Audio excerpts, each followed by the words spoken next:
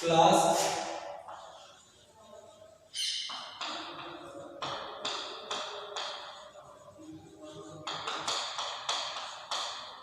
BSc part third math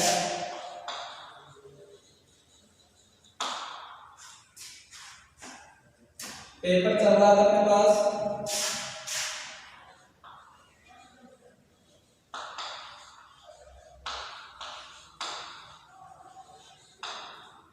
abstract algebra या अमूर्त बीजगणित।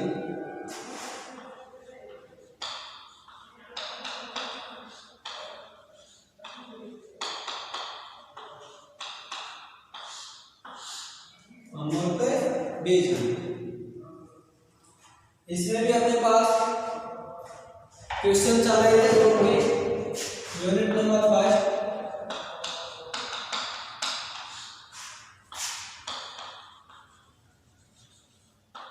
ग्रुप और अपने क्वेश्चन चल रहे थे 6-7 क्वेश्चन कर लिए थे अपने ग्रुप के ग्रुप सिद्ध करने के लिए।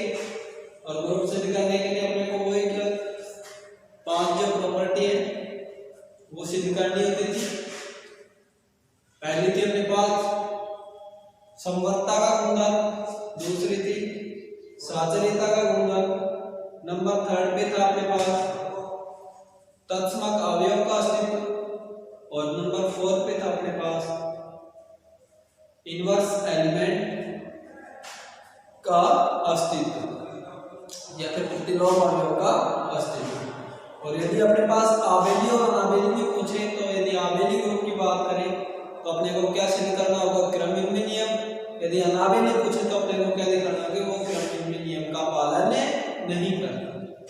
तो नेक्स्ट क्वेश्चन देखो इसी क्रम में क्वेश्चन नंबर 20 है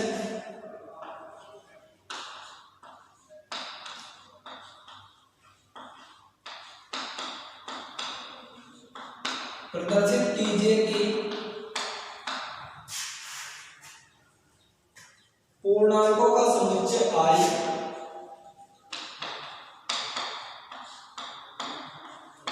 पूर्णांकों का समुच्चय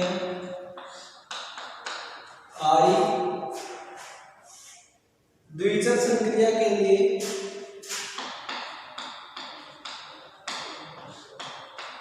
द्विचर संक्रिया स्टार के लिए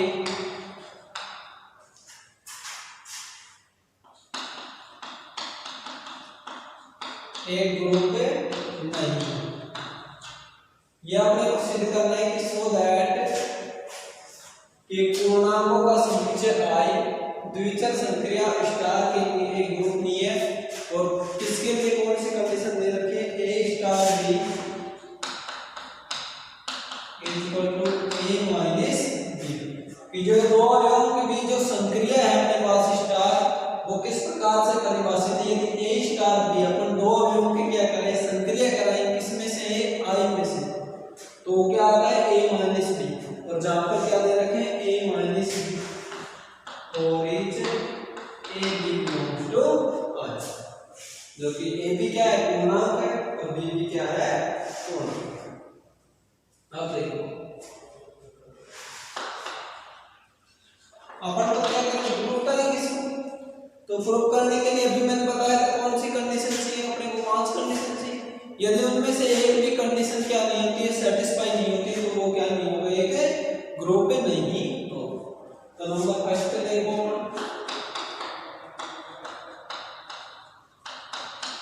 समवर्तता का गुणधर्म।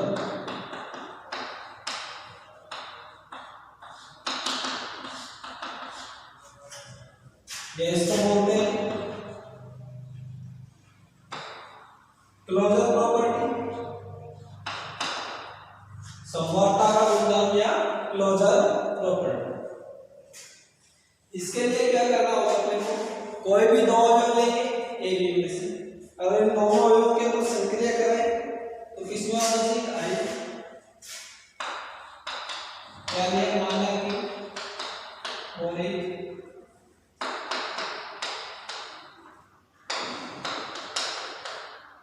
ए बी बिलोंग्स टू आई। कोई भी दो अवयव ले लिए ए और बी जो किसमें बिलोंग करते हैं आई, तब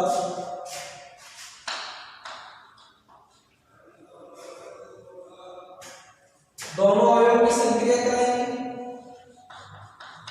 ए स्टार बी, क्या देगा, क्या होगा ए माइनस बी, ए माइनस। इसका मतलब क्या हो गया, कोई भी दो अवयव लिया तो अपन ने के लिए ए और बी ले लिया, यदि इनमें से को छोड़कर भी अपन कोई भी अवयव लेते हैं, जहां ए भी क्या है पूर्णांक है और बी भी क्या है पूर्णांक है, इन दोनों को तुमने घटाओ, पूर्णांक में से पूर्णांक को क्या आएगा अपने पास हमेशा ए माइनस बी, किसमें बिलोंग करेगा आई, जो कि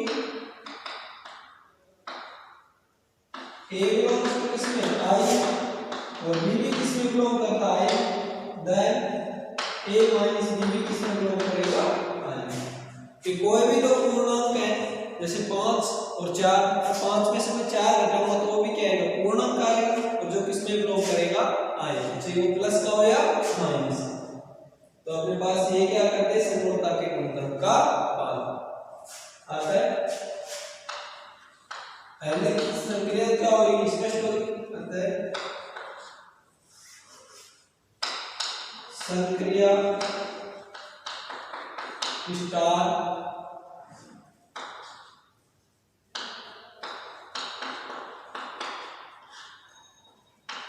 पूर्णांकों के समुच्चय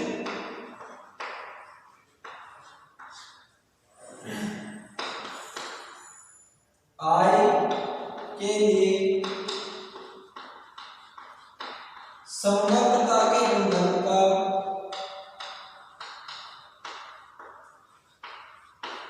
समवर्तता के गुणधर्म का पालन करती है। जो संक्रिय स्टार है वो पूर्णांकों के समुच्चय आई के लिए समवर्तता के गुणधर्म का पालन करती है, ये कंडीशन होगी।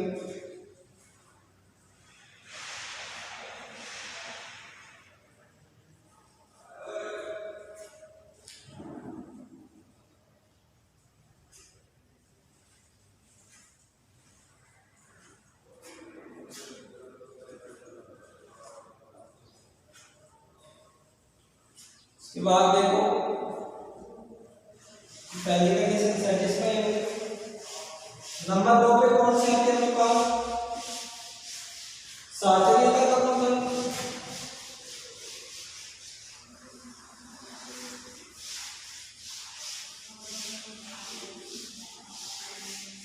और साचर्यता के गुणधर्म के लिए अपने को साचर्य के लिए कितने एलिमेंट लेने पड़ेंगे, मिनिमम 3 एलिमेंट होने चाहिए अपने पास। तो सेकंड नंबर पे अपने पास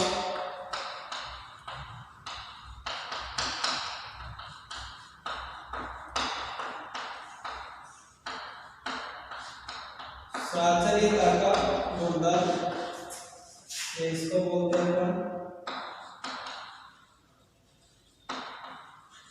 एसोसिएटिविटी प्रॉपर्टी।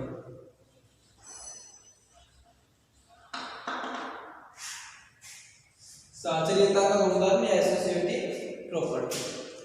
इसके लिए अपने को मिनिमम 3 एलिमेंट, तो क्या होगा मान लेंगे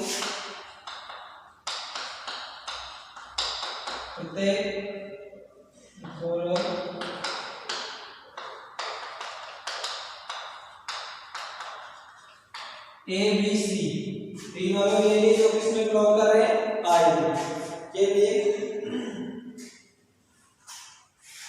क्या होना चाहिए अपने पास A star B star C equal to क्या दिखाना अपने को A star B star C. यदि ये दोनों बराबर आ जाए अपने पास, ये कंडीशन सेटिस्फाई कर जाए, तो ये संक्रिया आई के लिए क्या होगा साचर्यता के गुणधर्म का पालन करेगा। अब देखते हैं इसको, ये क्या होगा एलएचएस, ये क्या होगा आरएचएस।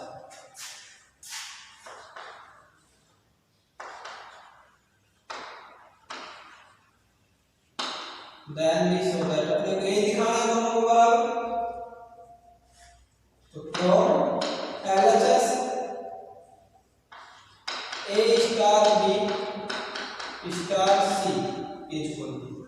देखो ए स्टार बी, यहाँ पर देखो ए स्टार बी मतलब कोई भी दो अवयवों की अपन संक्रिया करा रहे हैं पूर्णांकों की, तो क्या आ रहा है, दोनों अवयव आपस में क्या हो रहे हैं, सब्ट्रैक्ट हो रहे हैं, घट रहे हैं। तो क्या हो जाएगा, ए माइनस बी स्टार के आगे अपने पास सी, ये क्या है a माइनस बी, ये पूरा कंप्लीट अवयव होगा क्योंकि अभी अपन ने निकाला है कि a भी किस में बिलोंग कर रहा है, i में, और b भी किस में बिलोंग कर रहा है, i में। तो a माइनस b भी किस में बिलोंग करेगा, i पूर्णांकों के समूह से। तो a माइनस b क्या होगा, एक अवयव हो गया। c अपन ने क्या माना था, जो i में बिलोंग कर रहा है, तो a माइनस b और c दोनों की जब संक्रिया होगी तो फिर से क्या हो जाएगा, a माइनस b, ये क्या आ गया माइनस सी, और equal to a minus b minus, इसकी वैल्यू आ गई है a स्टार b स्टार सी, इससे LHS। अब एक और वैल्यू निकाला जाए किसकी, a स्टार b स्टार सी की। यदि ये वैल्यू इस वैल्यू के इक्वल टू आ जाएगी तब तो क्या करेगा, अपने पास साचर्यता के गुणधर्म का पालन होगा। यदि ये वैल्यू इस वैल्यू के बराबर नहीं आती है तो अपने पास साचर्यता का गुणधर्म का पालन नहीं होता है और रहता है ये ग्रुप नहीं होगा। तो देखो फ्रॉम RHS क्या है अपने पास, a star b star c, ये तक a star b star c, इसका मतलब देखो b माइनस सी,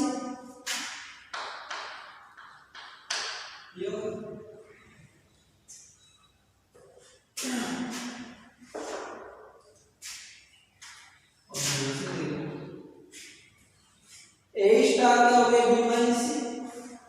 अब फिर से देखो a भी किसका अवयव है, i में बिलोंग करता है, और b और c दोनों किस में बिलोंग कर रहे हैं, i में। इसका मतलब क्या हो गया, b माइनस सी, ये भी किस में बिलोंग करेगा, i में, और i क्या है, पूर्णांकों का समुच्चय।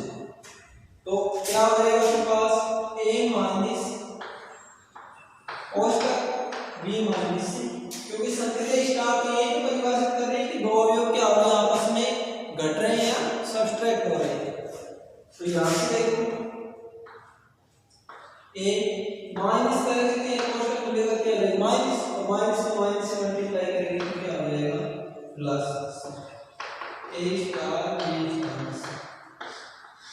देखो a star b star c की वैल्यू इसके बराबर है, यहां पर क्या है a minus b minus c, और यहां पर क्या है a minus b plus c, अर्थात क्या हो गया आपके पास, a minus b minus c not equal to a minus b plus बराबर नहीं है।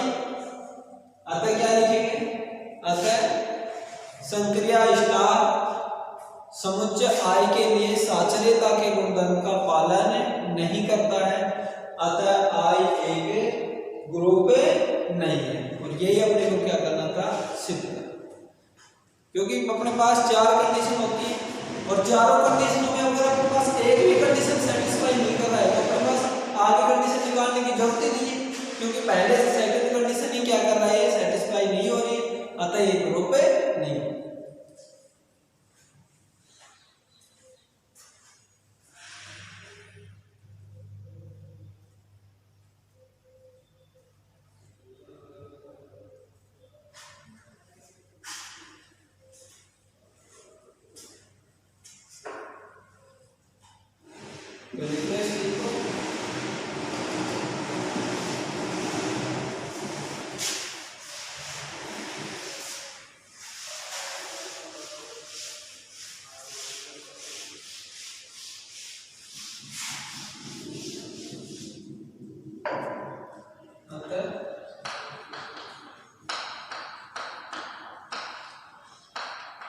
संक्रिया स्टार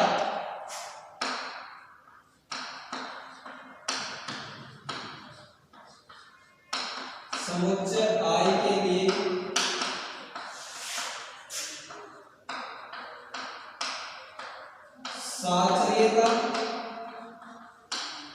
ए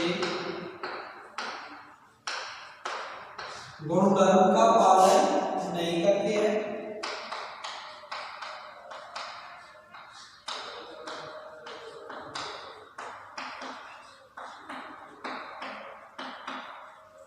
अतः आई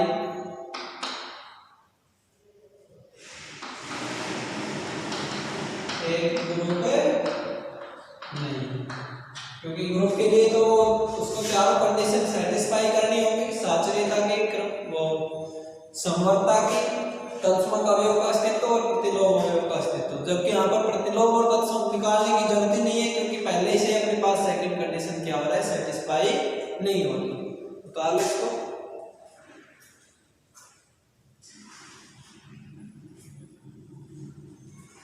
नेक्स्ट देखो,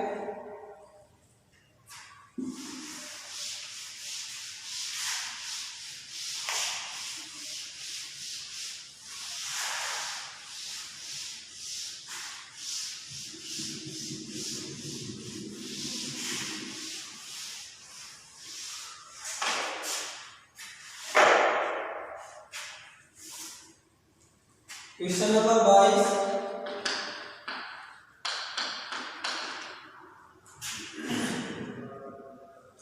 G is equal to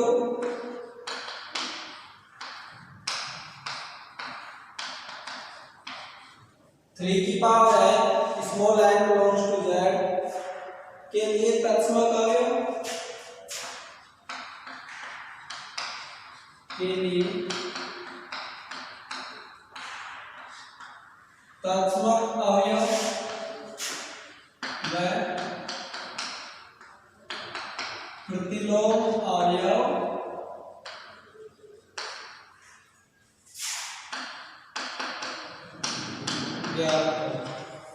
अपने पास G कोई भी क्या दे रखा है, कंडीशन दे रखी है। G is equal to group दे रखा है 3 की पावर n और n belongs to z। z भी क्या है, या i भी क्या हो, n बिलोंग्स टू i भी दे सकता है, z भी, दोनों ही क्या है, पूर्णांकों के समुच्चय। तो इनके लिए अपने को ग्रुप नहीं सेटिस्फाई करवा रहा है, सिर्फ क्या ज्ञात करवा रहा है, तत्समक अवयव और प्रतिलोम अवयव। दोनों के कंडीशन बता रहे कि अपने को तत्समक अवयव क्या होता है और प्रतिलोम अवयव क्या होता है। कि कोई भी अवयव लें अपन और उसको कोई ऐसे अवयव से संक्रिय करें, या ऐसा अवयव इस प्रकार जो ग्रुप जी में विद्यमान हो कि उससे संक्रिय कराने पर उस अवयव में कोई इफेक्ट नहीं पड़ता हो। जैसे गुणन तत्समक क्या होता है, 1 होता है, और योज्य का तत्समक क्या होता है, 1 0 होता है। किसी भी संख्या में 0 जोड़ने पर कोई इफेक्ट नहीं पड़ता है। इसका मतलब क्या होगा, योग का तत्समक अवयव क्या हो गया, 0। और किसी भी संख्या को 1 से गुणा करने पर उस संख्या में कोई प्रभाव नहीं पड़ता है। इसका मतलब गुणन का तत्समक अवयव क्या हो गया, 1। इसी प्रकार से क्या करेंगे, प्रतिलोम अवयव निकालेंगे कि कोई भी ऐसी संख्या या कोई भी अवयव ले अपन और उसकी यदि उसके प्रतिलोम अवयव से संक्रिया कराएं तो क्या होना चाहिए, तत्समक अवयव विद्यमान होना चाहिए। तो तत्समक अवयव आना चाहिए। तो इस प्रकार के जो अवयव होने को क्या करेंगे, प्रतिलोम अवयव। तो अपन ज्ञात करेंगे किसके लिए, G इज इक्वल टू 3 की power n small n belongs to z।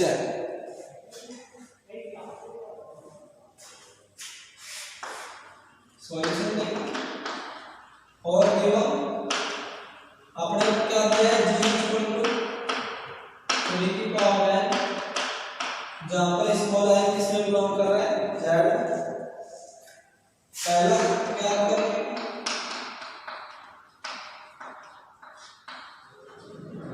तत्समक अवयव,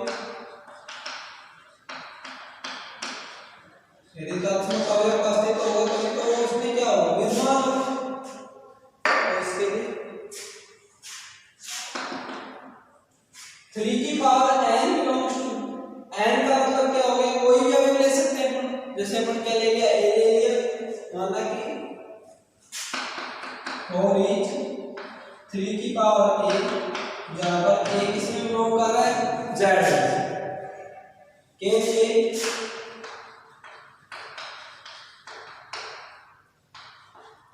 एक अवयव 3 की पावर e इस प्रकार विद्यमान है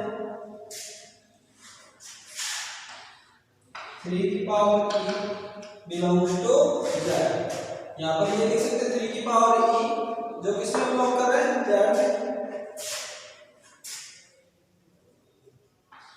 ये किसमें बिलोंग कर रहे हैं, z। इस प्रकार विद्यमान होगी